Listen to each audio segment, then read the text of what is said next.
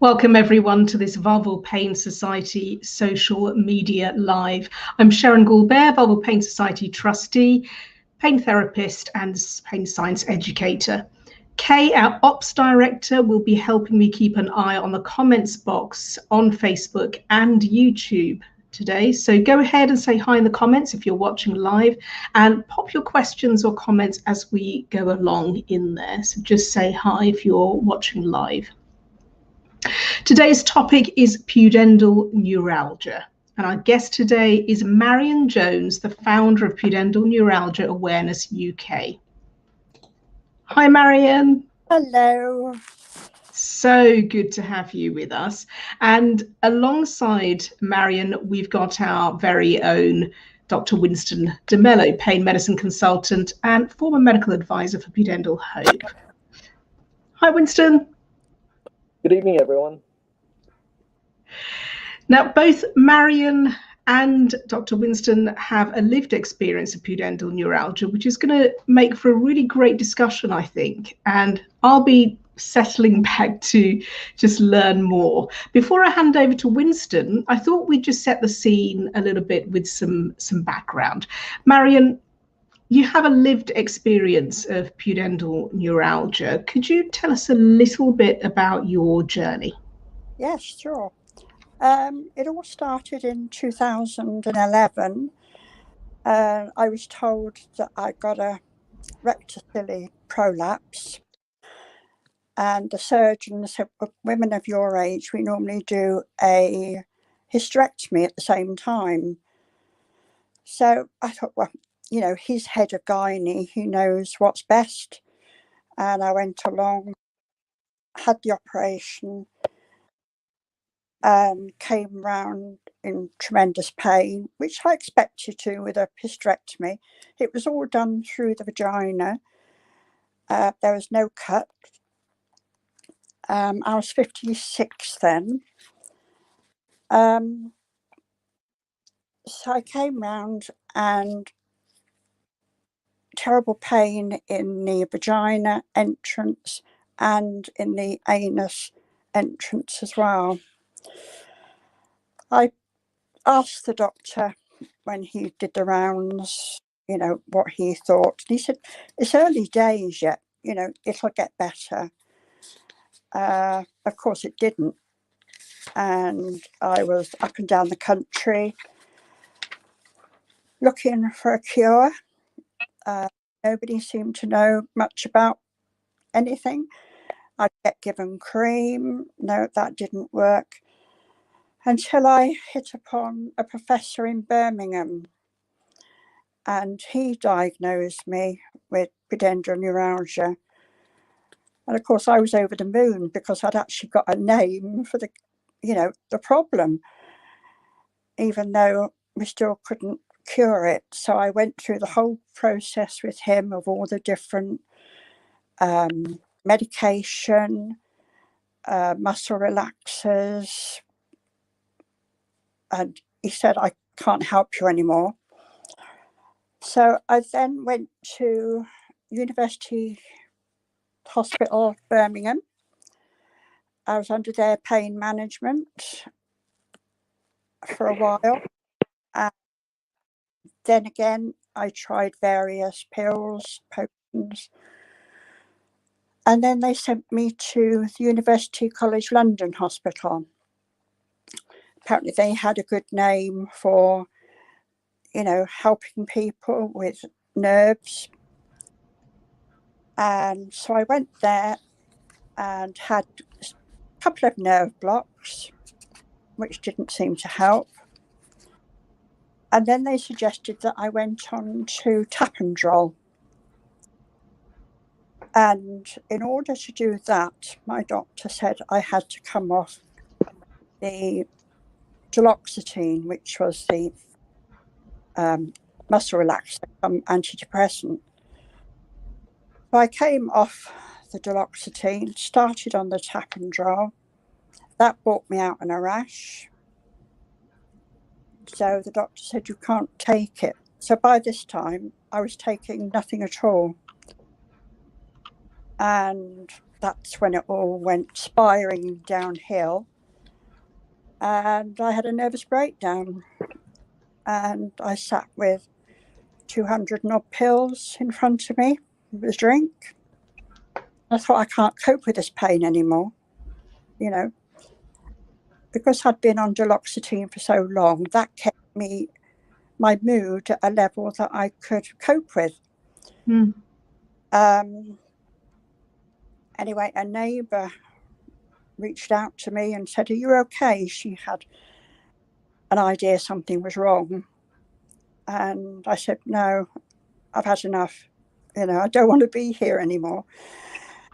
Right, so we phoned for an ambulance to come.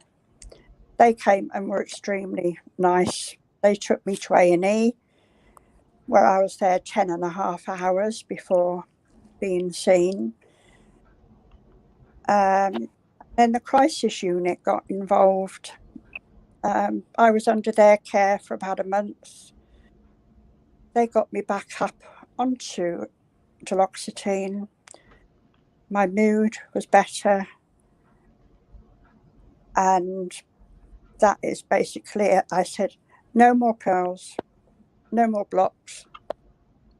Whatever I was taking, I still had the same amount of pain after, whether I took the pills or not.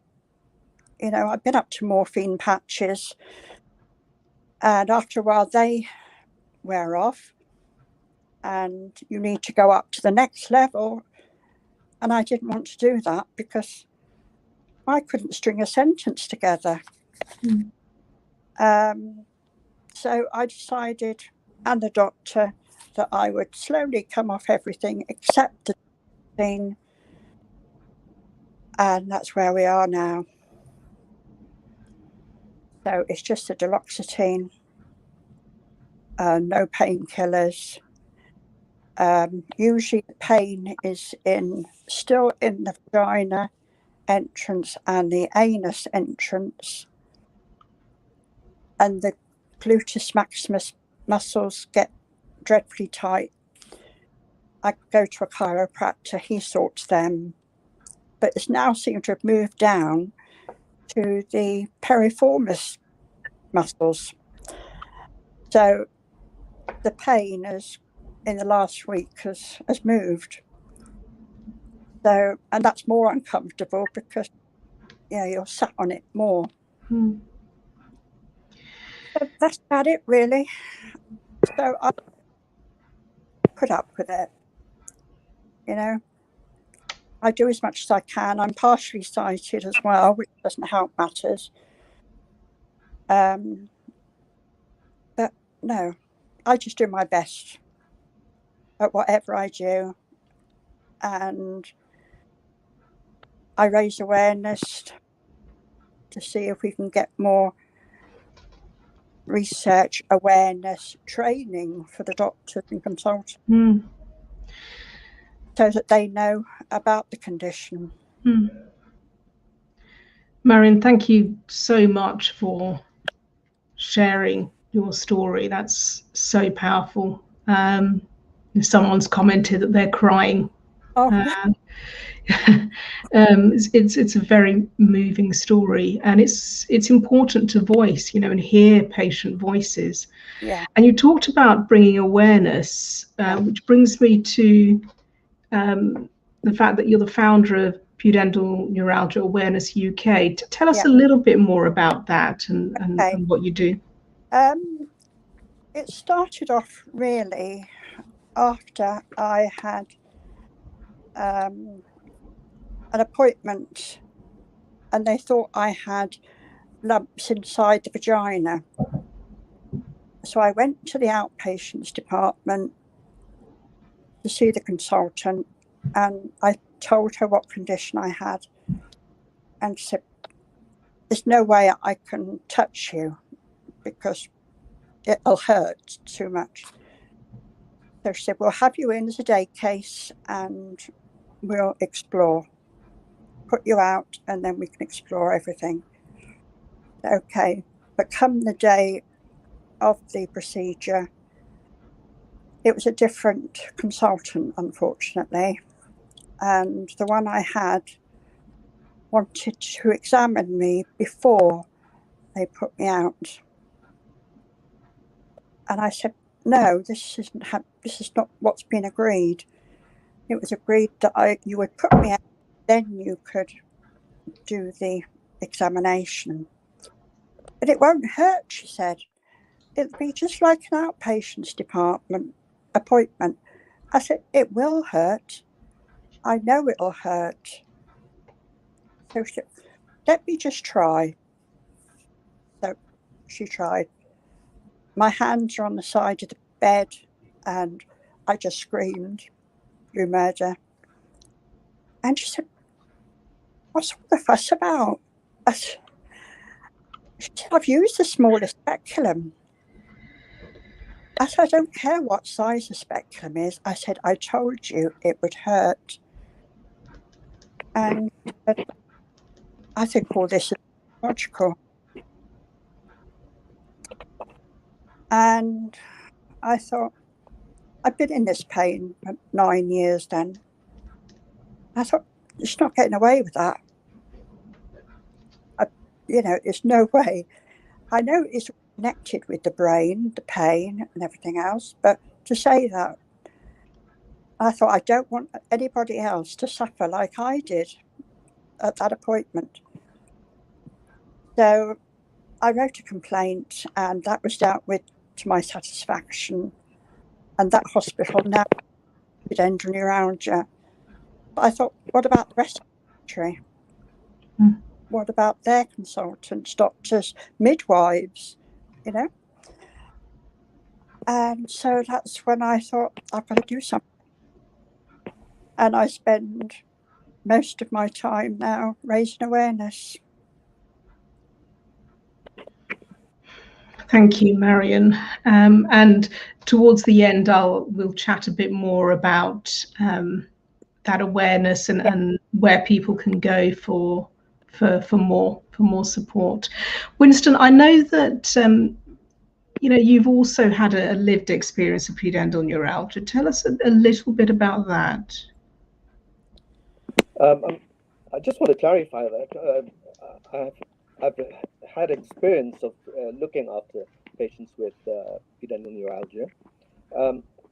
My interest was in pelvic pain, and pelvic pain covers a whole raft of problems, some from within the pelvis and some from outside the pelvis.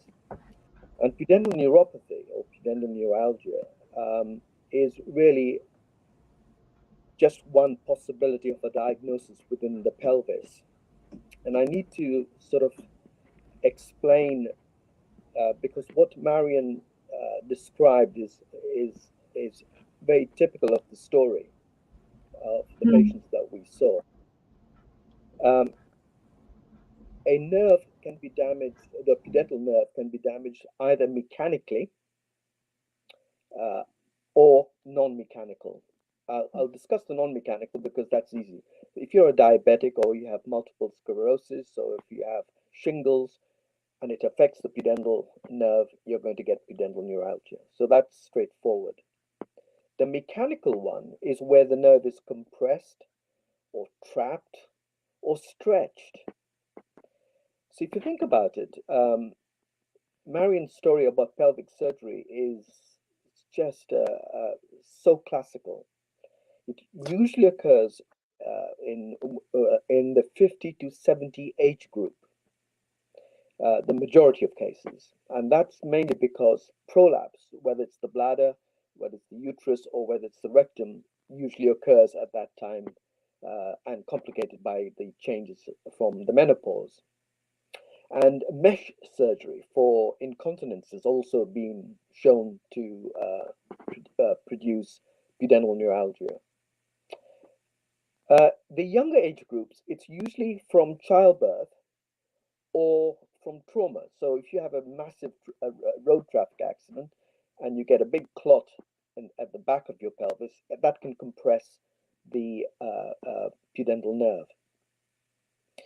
But when I worked in Manchester, we had a very big gastrointestinal unit dealing with chronic constipation.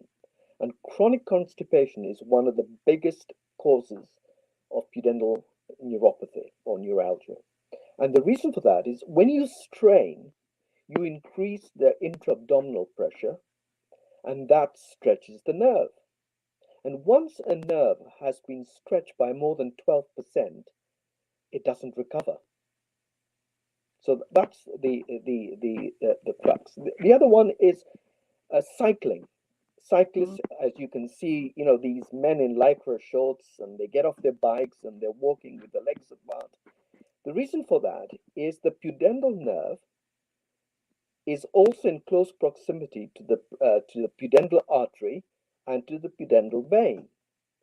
So when these cyclists are cycling on these hard seats, the nerve gets ischemic, i.e. no blood going to it.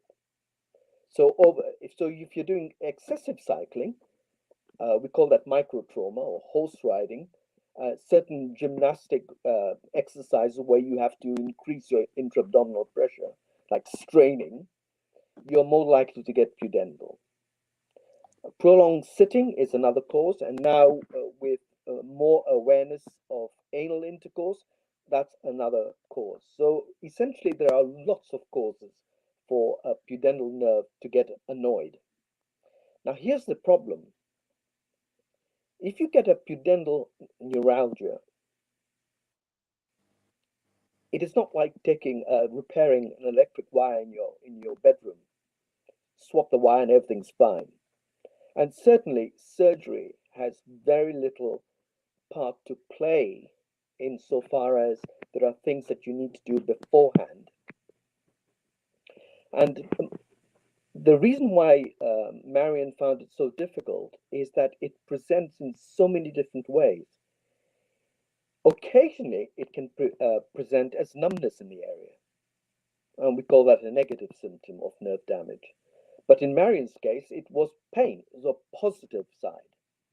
Now, you've got two pudendal nerves, the right and the left, and they divide into three parts from the lower part of your sacrum, just above your coccyx bone, and it winds round the pelvis. A branch goes to the rectum, the back passage. The second branch goes to the perineum, the muscles that prevent everything from falling out. And third, in a female, it's the clitoris, or in the male, it'll be the penis, or the glans penis. So you can see these patients may present with sexual dysfunction, like difficulties with intercourse, possibly vulvodynia. Men might present with erectile dysfunction or impotence, and occasionally persistent genital arousal disorder. Sometimes the sphincters of the bladder and the back passage can also get involved, so you get difficulties, discomfort when you're moving your bowels, a bit of fecal incontinence, hesitancy when you want to use the loo. And the final one, which is almost pathognomic of the disease, is a feeling that you've got a foreign body in your vagina or in your back passage. And we call that allotory aesthesia. And if a patient says to me, I feel I've got a toilet brush up my back passage, that has to be pudendal to proven otherwise. Or a golf ball stuck in my vagina, that is pudendal to proven otherwise. So you can see that when you see your GP, depending on which symptom is number one, you'll be, if you're lucky enough to be sent to secondary care, you'll see the obvious specialist. So if you present with bladder symptoms, you're going to see the bladder people. If you present with sexual problems, you might go to a sex therapist or psychosexual. If you present with fecal incontinence, so you can see that the pelvis is shared by so many specialists, including orthopedic surgeons and including musculoskeletal problems. Now, although the nerve is damaged, the muscles that the nerve supplies also go into spasm, and MARION describes that really well. And when one nerve gets angry, then over time, the surrounding nerves go out in sympathy. just like when you throw a pebble into a pond, the ripples of the waves go out. And that is what Marion is experiencing now with piriformis, leg pain, inner thigh pain, or sometimes pure sciatica. So that is just an angry nerve asking the neighboring nerves to come out in sympathy. Mm. So now the reason why I'm being very careful here is because the most important thing a patient can do is stop the provocation.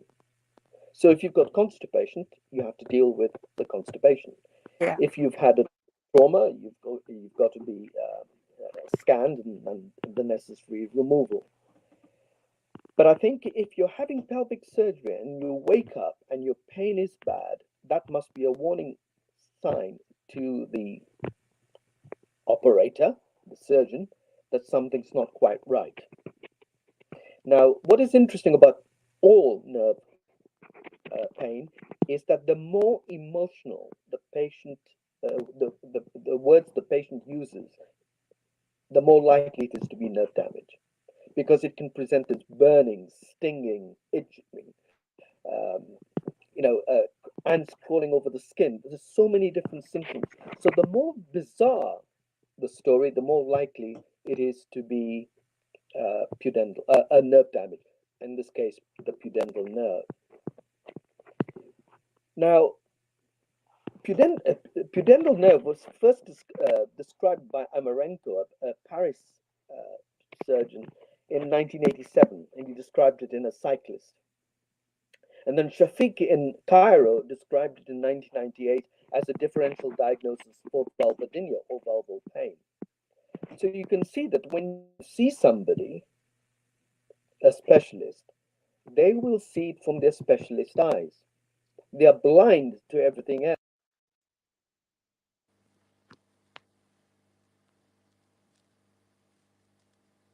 I've lost the sound.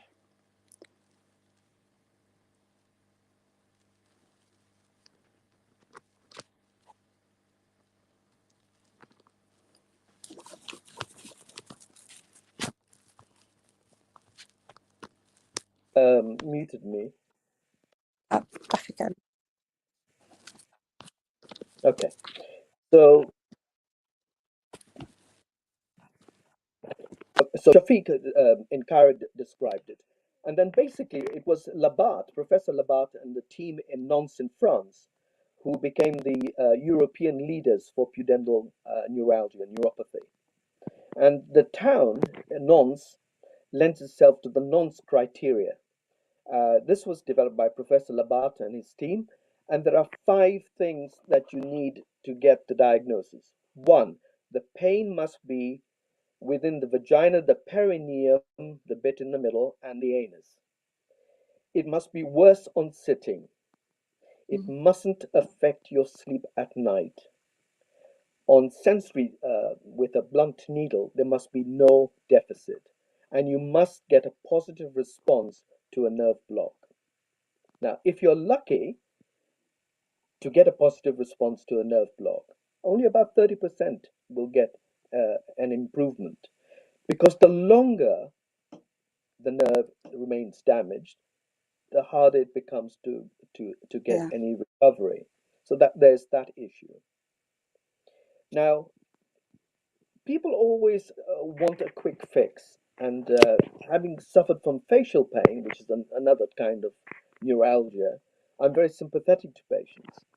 But the most important thing in all these therapies or choice of treatments for pudendal must be based on common sense first. So, in other words, for sitting, use a donut cushion and or anything that is helpful.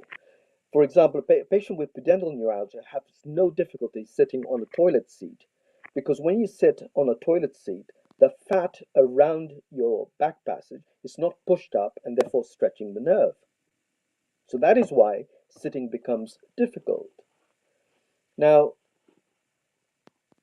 so using a cushion, avoiding things that you know will provoke it. So if you suffer from constipation, well, then make sure that you've got you take steps to reduce that. Physiotherapy can be incredibly useful for the muscle component. So, and the pudendal nerve has a muscle component, has a sensation or sensory component, and also an autonomic. So sometimes that's why when you put your hands in hot water or cold water, they change color. That's the autonomic nervous system. The nervous system that you cannot control. So every patient will have different aspects of sensory, motor, or sympathetic contributions. That is why I've never see two pudendal neuralgias the same. Each one comes with their own unique profile. And what Marion really well described was the impact on your emotions. There is no question that the impact of any nerve disorder, but particularly pudendal, where A, there's not much knowledge about, B, people don't like talking about it. If you think about it, the word pudenda comes from the Greek, and it stands for what you are ashamed of. Okay, so it's only the last 20 years that people are more aware, thanks to organizations like Marion's, are more aware of what is available. So physiotherapy, osteopathy, chiropractic all have their contribution. They don't sort the problem out, but they may reduce the impact of having this problem. Now here, I just want to stop for a second, and because Marion talked about drugs. The commonest drugs we use are either the antidepressants or anticonvulsants. And it really depends on the age group. If you're young and you're likely to get pregnant, we'll obviously have to avoid using anticonvulsants. And these drugs are powerful drugs. And when they work, at its best, it'll give you 30% improvement. So what I'm trying to get across to you is if you get 20% by using a cushion, 20% by going to a chiro, 20% by using a low dose of a drug like, say, duloxetine or whatever is chosen for you, that comes up to about 50%. Because your chances of getting pain-free from pudendal neuropathy are small. If not, I think any doctor who promises you to be pain-free is kidding you. Because when I come to surgery, I'll talk about that in a second, you need to have all the conservative methods, the easier methods in place first. If you have a successful pudendal nerve block, according to the Non's criteria, you then go for decompression surgery. Now, the few patients I've sent to Professor Labat in France, not everyone is cured. At its best, it's a 50% reduction. And you've still got to use the cushions and prevent problems from reoccurring. There are more sophisticated electrical devices now, like neuromodulation, pulse radio frequency. But as you get more invasive into, sticking needles into people, your return for your money gets less and less. So what I'm saying is that if you think, oh, I've got a diagnosis, my nerve is trapped, I'm going to have decompression surgery, it doesn't work that way. The other thing I wanted to say is that to see a nerve compressed or entrapped, it's usually at different levels along the root of the pudendal nerve. You need MR neurography, which is a very, very expensive MR scan. And there are only two that I know of in the UK. Now, here's the thing. You may see a nerve entrapped between muscle or by a blood vessel or whatever. But it doesn't mean that once you've freed the nerve, things will return to normal. Because once a nerve is damaged, taking away the pressure effect is like closing the stable door once the horse is bolted. So decompression surgery it's been going on for about 30 years in Cairo, 25 years or so in Paris, in France, and for the last 20 years in the United States. Now,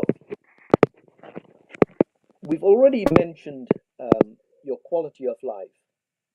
If you remember, I said your sleep is not disturbed during with pudendal neuralgia. But it doesn't mean that you cannot have one or more other problems going on in the pelvis as well.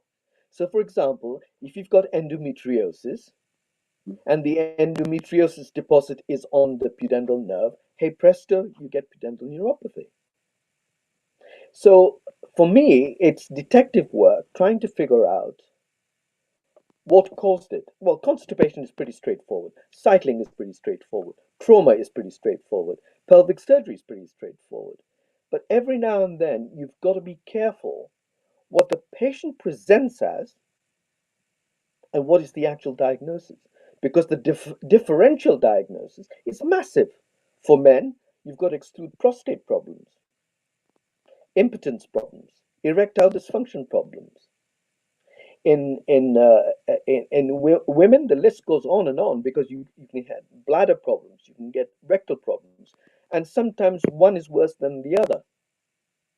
And so it's like the need to see the video rather than a Polaroid shot of the patient at the time you're seeing them.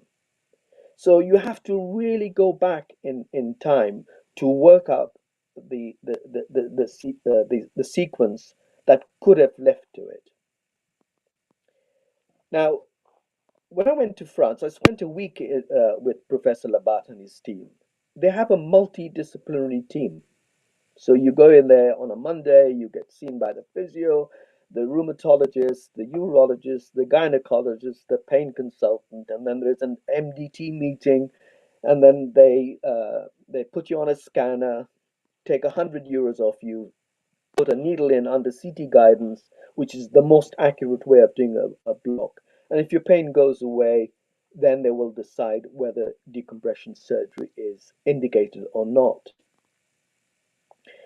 Other tests are difficult because, for example, as in MARION's case, you had a bit of prolapse. And if you've had children or had a prolapse, your perineal muscles stretch, and therefore when you do sensory testing, they're very difficult to work out. So really, MR neurography, which is very expensive and quite rare to get hold of because it's very expensive, is probably the best way of seeing the pudendal nerve, but an MR scan neurography does not tell you about function. It just tells you the shape, the anatomy, the brickwork. It doesn't tell me about the electrics. So you can have a normal pudendal nerve and still have pain, or you can have an abnormal pudendal nerve and have no pain. So unless the two match, you shouldn't really link the two together. Does that make sense so far? Yes, it does. Now, as a pain consultant, obviously, there is one examination that is classical. That's to do an internal examination, either through the rectum, for the male, obviously, or female, but through the vagina. And what you do is, using a finger on the left and on the right, near the ischial spine, where the nerve goes just before it enters Alcock's canal, and tap it. That's right. And if that reproduces the pain, either in the back passage, in the perineum, or in the clitoris, or a combination of those three, you've got your diagnosis. Yeah. So you don't need surgery to make the diagnosis. The diagnosis is made by history and by that vaginal examination. Everything else is supplementary. It adds to the thing.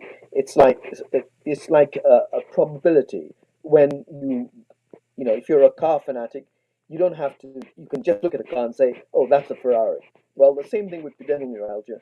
If you recognize it, you'll recognize it every time because you've studied it. You know Yeah. that it can affect things. On the positive side, and that's why I enjoyed working at Manchester, we had a pelvic MDT, multidisciplinary team. So you get this, the coloproctologist saying this lady's got pain in the back passage. I think she's got hemorrhoids, but her pain is just beyond it. And I said, could she have pudendal neuralgia? Because if you've got a pain in your back passage, my advice for pudendal neuralgia, my advice is to not have surgery unless it's absolutely necessary. Because if you have surgery on a painful area, you have the risk of that pain getting worse. Yeah. Yeah. And so, what I'm trying to get across to people about any nerve, a nerve is not like an electrical wire, it's plastic. It changes behavior due to loads of things. It could be due to diabetes, it could be alcohol, it can be from chemotherapy, radiotherapy.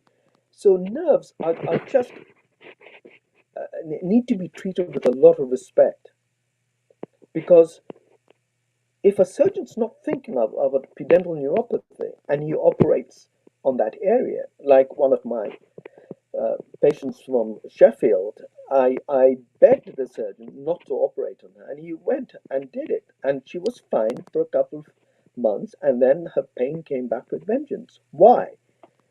When you have major surgery, for the first few weeks, when you have pain, you think, something, it might be just a surgical pain, it'll wear out. But after 6 weeks, you know that Yeah. it's not.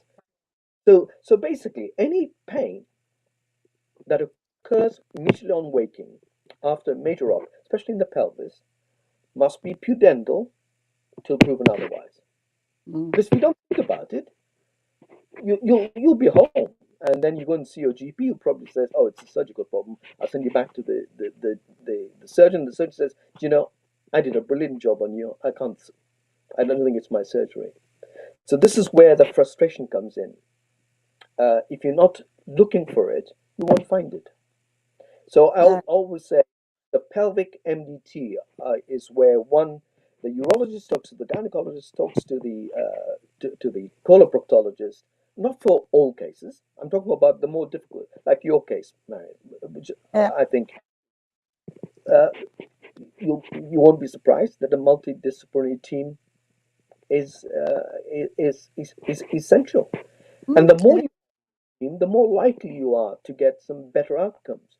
If you've got a pelvic pain physiotherapist, they're like gold dust Mm. because they can help the spasms within the pelvic floor. And if it gets really bad, the spasms get really bad, you can get your gynecologist to put Botox into the muscles to relax it. Yes, I had that. Yeah. So Uh, some treatments will work for some of the people some yeah. of the time. And I think it can be quite frustrating when patients say, have I got this for the rest of my life? And the answer is yes, because at the end of the day, it's a neuralgia. And I think the interesting point is the 50 to 70 age group is where the maximum cases of pudendal neuropathy or neuralgia occur. Seems to fit in very nicely with the menopause, because the structures are changing, the hormones are changing, so everything becomes a little bit more difficult to cope with. Because if you're going through the menopause, that's hormonal, that's Mm. endocrinology. People don't realize that the endocrinology, the hormone system, is very intimately linked with the nervous system. They go hand in hand. So all the changes you get in the menopause, for example, are also very similar to the risk factors of developing pudendal neuralgia, like prolapse, Mm. chronic constipation. Okay, so depending on what you do to cause your problem, dictates a different approach. Does that make sense, Marion? Yeah, it does completely. But there are a lot of younger members in the group that have come across this pudendal neuralgia. And a lot of them have been childbirth. Yes, childbirth. As the baby's head comes down, as Yeah, long as it's prolonged labor. The other one is when you're using forceps and you try and rotate the baby's head, you can stretch the yeah, nerve. And then as the younger ones, pelvic surgery of any kind, yeah, hysterectomy, anything within the pelvis where there's, you know, you have to remember when a surgeon goes into the pelvis, it's like looking into a big hole. So you yeah, have to use retractors, and if the retractors pull the pudendal nerve, it'll stretch it, and you'll get pudendal neuropathy. Or if you're using clips or stitches, or and you prang the pudendal nerve, that's another reason for developing. So the younger age group, the etiology is different from the older age group. Trauma, whether it's surgery or a car accident, or falling on your back, falling on your tail end, can also cause pudendal yeah. neuralgia. And sexual abuse, I think that's the sad one when that happens. Yes, it is, and I think I put anal intercourse in my list earlier on only because 20% of women, in certain European studies, practice anal intercourse. So if there is if it's a traumatic episode, then you can imagine that the inferior rectal nerve, which is the branch going from the pudendal, can be damaged. Yeah, So and if the abuse is violent, you can. It's so logical, but yes, often very, the patients uh, feel very reluctant to talk. And I yeah. encourage them by sort of saying, look, this is not something to be ashamed of. No, It is something that needs to be discussed, because if you don't give the clinician an idea as to what's going on, mm, then it makes it more difficult. yes, And I think we're talking about the rectum and the bladder and the vagina. These are a little bit of taboo topics, and I I often. found that the men are far more confident talking to a woman. I seem to have taken the men under my wing in the group because they feel more comfortable talking to me privately about it than they do to another man. Yeah. Yeah, I find that too. I think it just depends.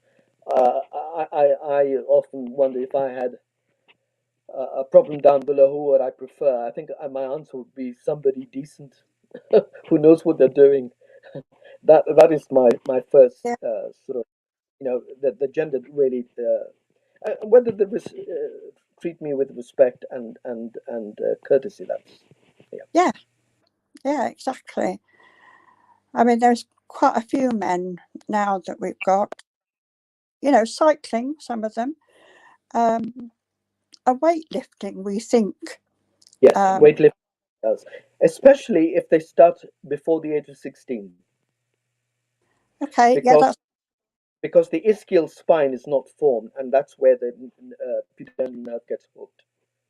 So that's my excuse for not exercising. yeah, I quite agree. Yeah, I quite agree. Don't That's a get on joke, but the bike.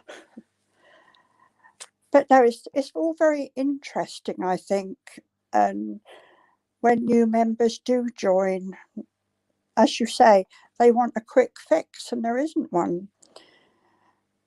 And they just have to go through the mill of trying everything that they can or whatever's offered to see if that'll help. I mean, you do get some success it's stories. it, it's something you said earlier on. You can try drugs, but there is no point in taking a drug that gives you pain relief if at the end of the day you can't function.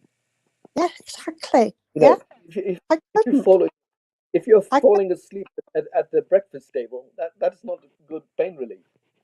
I couldn't even think of the word for the kettle or the microwave, and I Yeah. think, and when they don't work, because obviously your body gets used to the drug, you just go up to another level. And no, I didn't want that.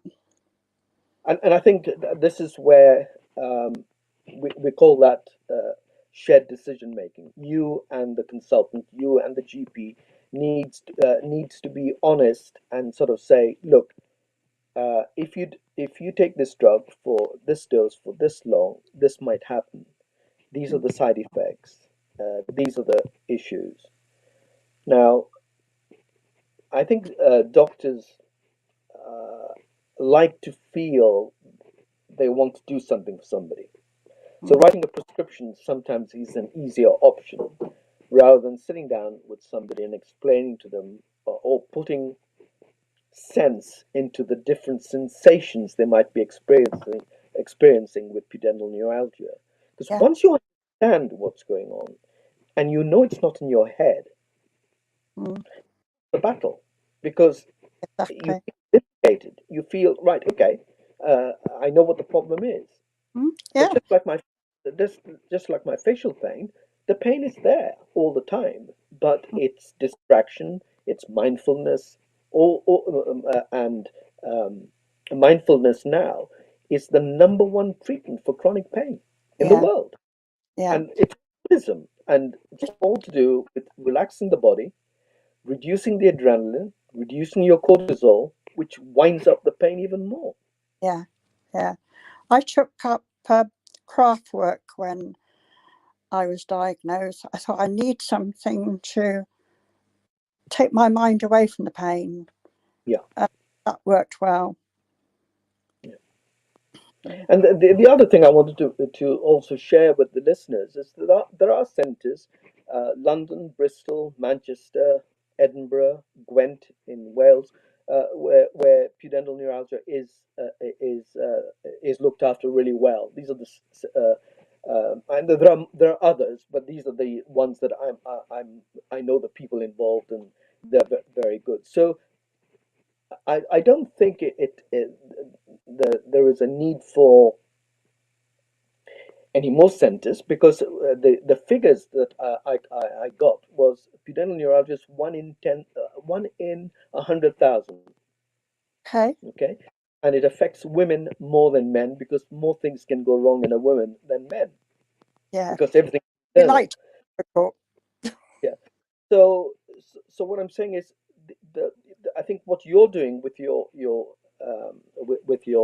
charity is really getting people to be aware that sometimes bizarre symptoms like sitting on a golf ball or toilet brush up your back passage, will alert you. And I'm sure um, you must have heard so many different types of stories from your sufferers Yeah, that it's I at the moment, I would say that I've got a 12-inch ruler up in my anus sideways.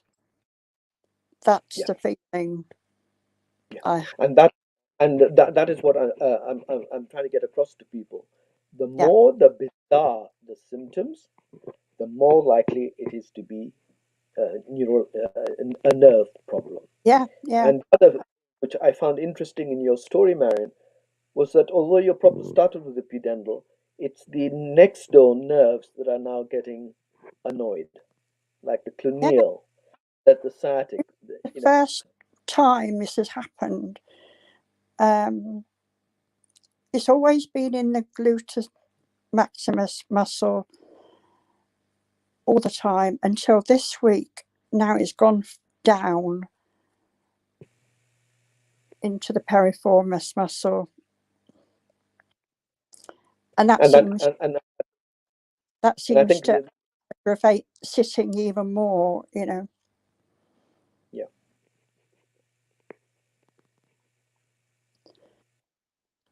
Have you got any other questions for me? I don't know. I think this has just been so good to talk about pudendal neuralgia. I have written to newspapers and magazines, but just wherever I go, I just give out a leaflet. You know, I made a leaflet giving the causes and the symptoms for the man and for the woman, and just give them that to look at, just to bring awareness, really. Yeah, and I think I hope the listeners listening to this webinar will maybe one or two of them will get some positive understanding of what is going on. I hope And so. I think health education is a must. If you are educated about your illness, then you are armed with the psychological impact that you know exactly what's going on, as opposed to just fretting, thinking, "Oh my God, could it be cancer? Could it be this? Could it Yeah, be that?" And I think that a lot of the time, your organization and other charities bring awareness to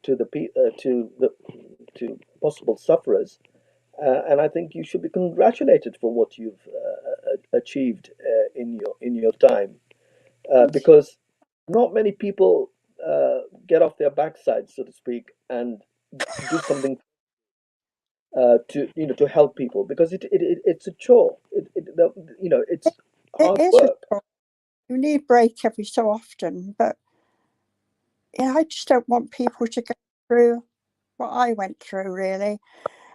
I definitely think that they need more training at medical college with Yeah, I regard to think this. you mentioned that, and I think that the if you look at I trained in the 70s at guys in London, and if you look at the medical curriculum now, there is no space for anything. No, The science has got so big. What I and would say, by that, no, isn't anybody anybody operating around the pelvic area needs to know about pudendal. So absolutely. gynecologists, urogynecologists, coloproctologists, these are the people that need to know, and the specialist nurses working in those areas need to know. So Yeah, this is why I'm quite happy. Yeah. yeah. Wow, thank you both so much. We've got a few questions coming in as well. But just touching on that point you both made about education, and Marion, I know you do some great work around this, raising awareness. Winston, can I ask you, in terms of, and you say, look, when it comes to medicine, it's jam-packed, there isn't enough space in there. But anyone going into pelvic health, does need to should know, shouldn't they? They should know.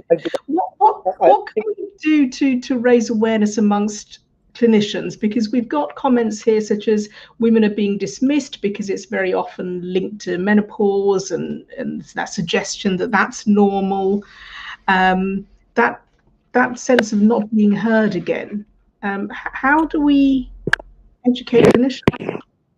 I think the difficulty, I'm talking from the clinician's point of view, is trying to figure out what is the more likely diagnosis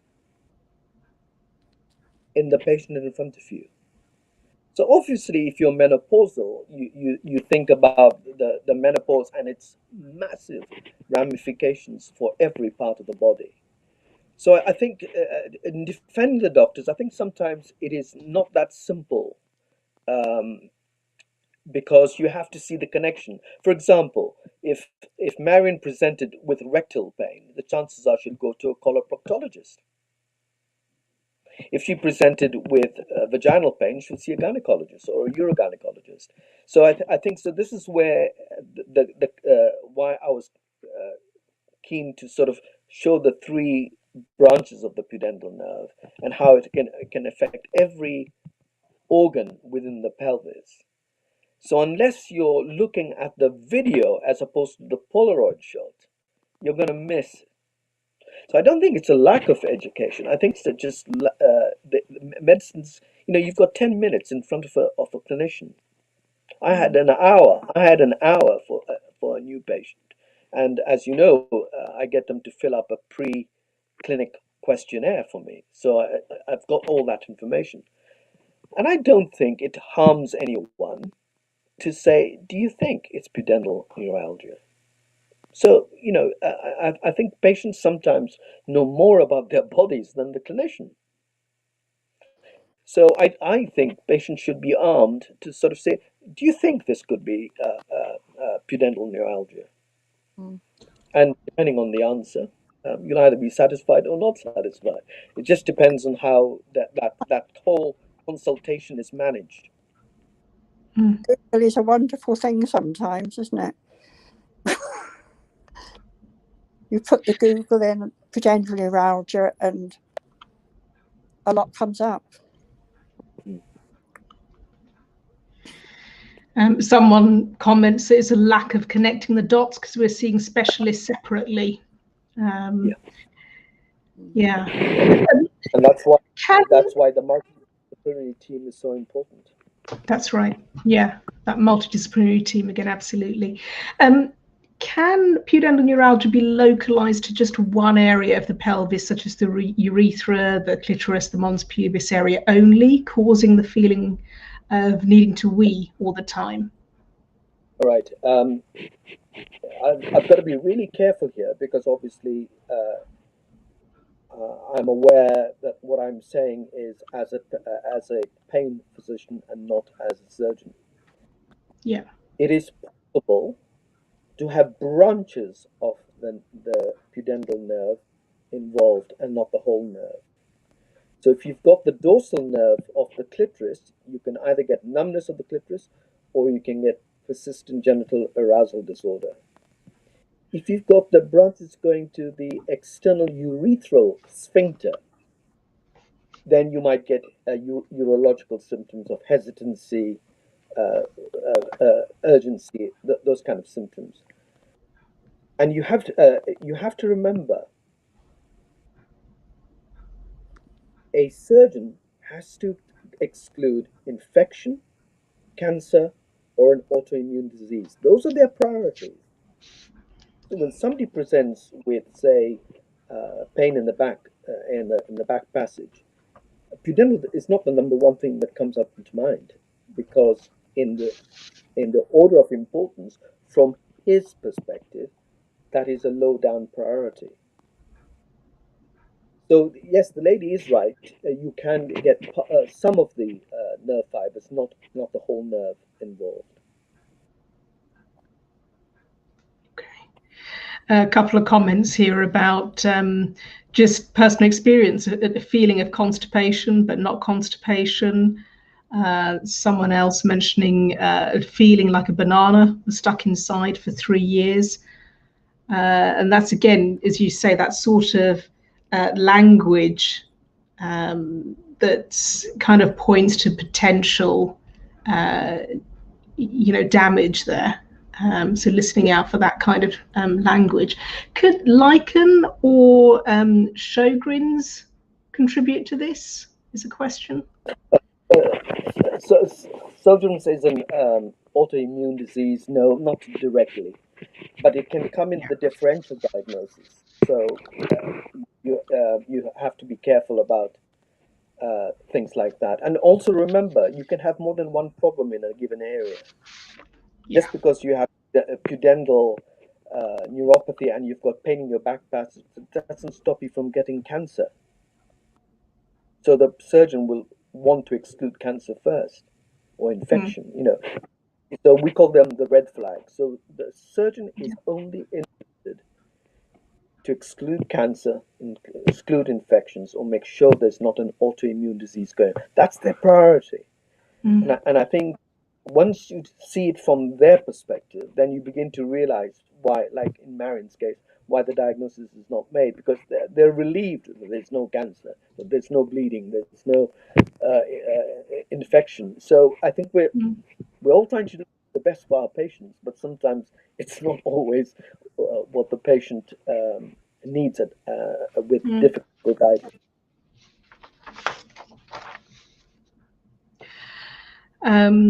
There's a mention of, I noticed something about donut cushion, a physiotherapist mentioning maybe not recommending donut cushions because it rotates the hips internally too much. I don't know whether you know anything about that, Winston. I will bow down to it. All I can say is that the cushions that I used to recommend, I don't have investment in this company. It was called Cushion Your Assets, all one word. It's an American company. There are also patients who are keen cyclists. You can also get V-shaped bicycle seats. You can get there's another one without a nose on the saddle, made by Spongy Wonder. So really, anything you use, because if you sit on a donut cushion that's not properly suited for you, you can throw your back out of order. You know, it's all common sense. So yes, if you don't want to solve one problem and get another. I actually started to make cushions because when I was first diagnosed, I couldn't find anything that would help me sitting. And so I started making these cushions out of a foam cushion, cut the middle out completely and cover them and put Velcro at the front and at the back. So you've got that gap between the vaginal entrance and the rectum. Yep.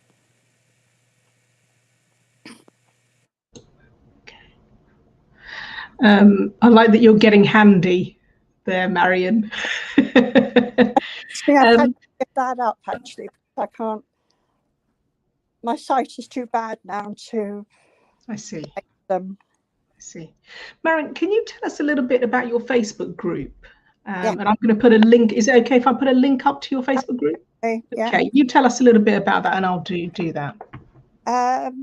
It started about 5 years ago. I was originally in a worldwide Pudendal Neuralgia group, and it was mostly Americans in that group.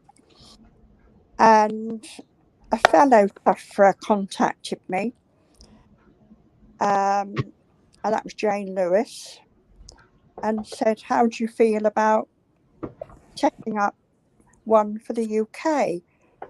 I said, "It's a brilliant idea because, you know, if you're in America, they've got different drugs to what we have. And there's so much changes. They have insurance, you know, we don't have to." And so we set the group up, and we've just gone over the 1,000 mark now, which is not a lot compared with other awareness groups, but yeah, it's growing gradually by the day. And there's some sad stories. You know, we've lost a couple of members through, had enough. And I don't want that to happen, you know. To come to us for support, we'll listen to them on their bad days, and we'll just help wherever we can.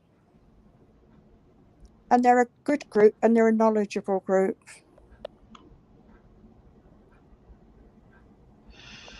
We talk about expert patients, don't we? You know, people with a lived experience. You are the experts. So to have your voices heard in that group and share information like that. So I've put the link up for people to join. There's a couple of other questions here. I'm just going to quickly run through. Can pain in the mons pubis be a form of cancer? I think we were talking about a case of exclusion and going and seeing someone about that. I don't think we can actually answer that, can we, Winston? the person asking that would need to go and see someone. Sharon, I forgot to finish answering a previous question. The pudendal nerve is very close to the genitofemoral nerve, to the ilioinguinal nerve. So mapping is important. So just because you've got a pain down below, it doesn't always have to be pudendal. There is an overlap with the inferior cluneal. So really, you need to be examined properly by a physiotherapist or a nurse or a doctor, just to map out where the pain is. Because when somebody says to me, "I've got pain down below," it means nothing to me. You have to be quite clear where the pain is. So that lady or the question raised earlier on about pain in the pubic area, it isn't often straightforward. It can be quite difficult, and you have to look for other nerves. Okay. And those diagnostic tests, there's a question here. What are the names of those important diagnostic tests that will diagnose pudendal neuralgia? There are several kinds of tests. There is the terminal latency test, qualitative sensory testing, Doppler ultrasound, MR neurography. These are all techniques that are more common in the United States than in the UK. And that is why we say the diagnosis of pudendal neuropathy is best by the history and by tapping the ischial spine during an internal examination. Those seem to be the most reliable. You really need to be an expert in those tests. And unfortunately, at the moment, they're usually of a research level, so very few centers have them. And if you look at the American literature, I think you've got one of the links there, Sheren, to this webcast. Even the Americans now are saying surgery is not the answer to everything. So I think there is, it's surgery was fashionable at one stage. Now we're looking at outcome measures. What happens at 1 year, 5 years, 10 years?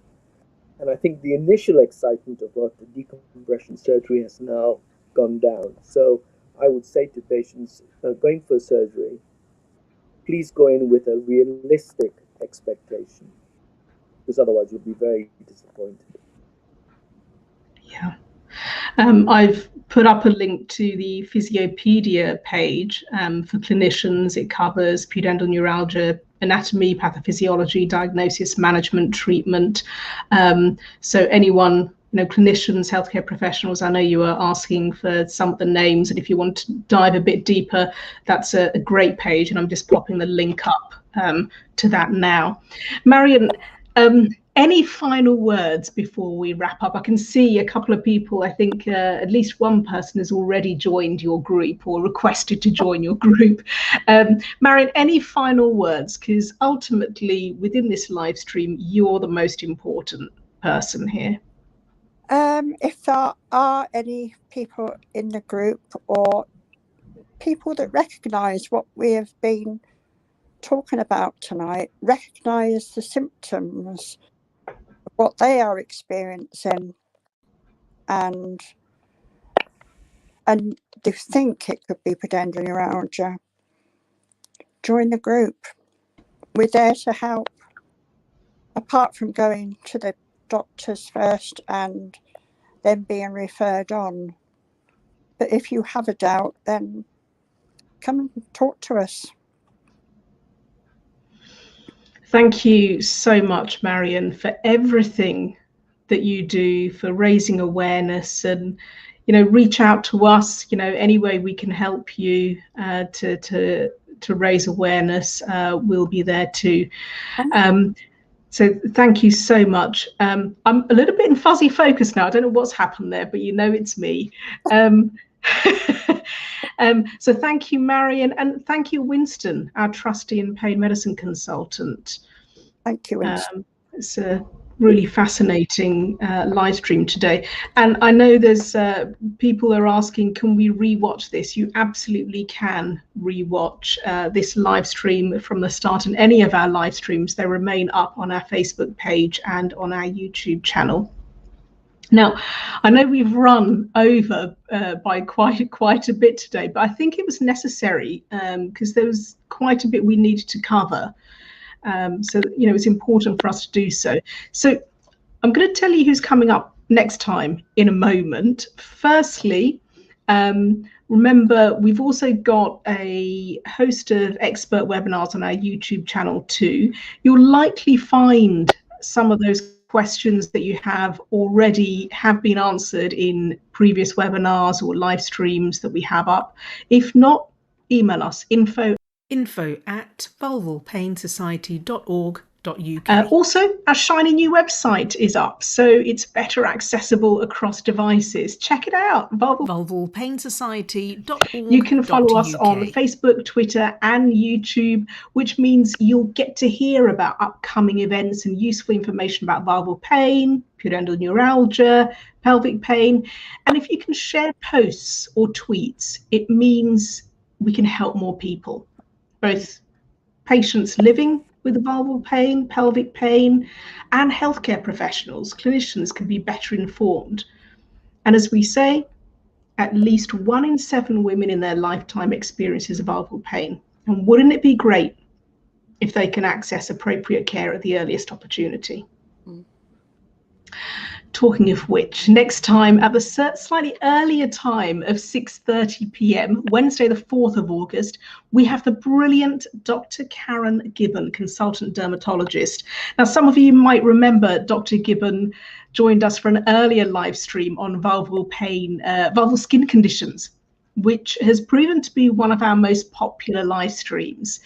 The other wonderful news is that since then, Dr. Gibbon has joined the Vulval Pain Society team. So really glad to have her with us. So what's she going to be talking about this time? Dr. Gibbon has kindly agreed to answer some of your questions relating to genital skin conditions and show you how using an algorithm could help you and your doctor or healthcare professional better understand not only your feelings, but also ultimately your symptoms and get the correct treatment for you. This one's going to be really useful for anyone experiencing or suffering with skin discomfort. And do look out for when we post the event on Facebook and Twitter, because you'll have the chance to let us know any questions you may have in advance. Or of course, you can email us info@vulvalpainsociety.org.uk. Wednesday the 4th of August, an algorithm for healthy skin with our Vulval Pain Society colleague, Dr. Karen Gibbon, consultant dermatologist. That is all from our marathon session today. Thank you again, Marion Jones from Pudendal Neuralgia Awareness UK. Thank you, Sharon, for doing it. Thank you. And our trustee and pain medicine consultant, Dr. Winston de Mello. Thank you. Thank you, Winston. And all the best, Marion, for all the good work you do. Thank you. Brilliant. And thank you, everyone, for joining us live or on the replay. Bye for now. See you next time. Good night. Bye.